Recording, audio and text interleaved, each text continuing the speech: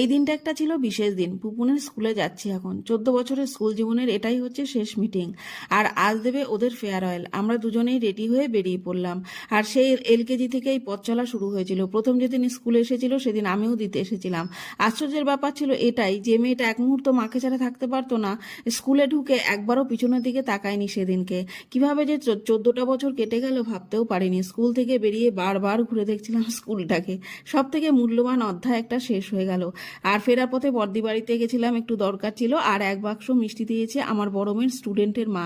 Result ভীষণ ভালো করেছে এই জন্য। আর সঙ্গে একটা ডার্ক চকলেট। সকালে ব্রেকফাস্টে রুটি আর পেঁয়াজকলি ভাজা আর ডিম অমলেট।